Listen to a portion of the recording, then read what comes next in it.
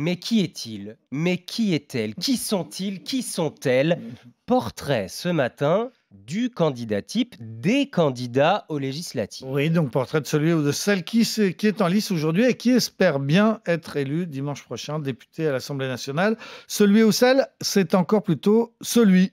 Les hommes représentent encore 56% des candidats. Ce n'est pas la parité, mais on s'en approche un peu. Mhm. Il y a 10 ans, c'était 60% des candidats qui étaient des hommes. Mais les femmes sont moins souvent dans des circonscriptions gagnables, puisqu'en 2017, elles représentaient 58% des candidates, mais seulement 38% des élus. Encore des efforts à faire de ce côté-là. Ce n'est pas étonnant. Socialement, Nicolas, les candidats et les candidates ne sont pas vraiment représentatifs des Français? Non, et même pas du tout représentatif. Les cadres sont surreprésentés. Ils représentent 42% des candidats. Les ouvriers seulement 3%, les agriculteurs 1% et les retraités 13%.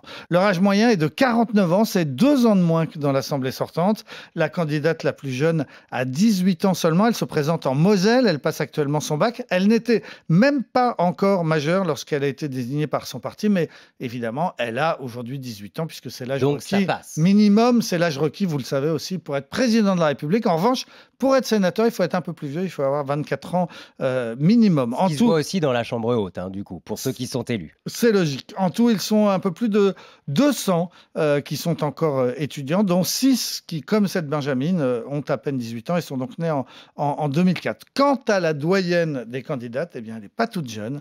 Elle se présente dans les Ardennes et elle a 93 ans. Ah oui, tout de même. Si jamais elle était élue et qu'elle faisait son mandat, elle aurait 98 ans à la fin. Incroyable. Le candidat type, donc on se résume, c'est un homme, il est cadre, il a 49 ans et il s'appelle, figurez-vous, il s'appelle Philippe. Ah bon? C'est le prénom le plus fréquent parmi les candidats. Ils sont 100 à s'appeler Philippe, devant dans l'ordre Laurent, Michel, Christophe, Olivier, Éric et Nicolas. Ah, Et merci pour les Nicolas.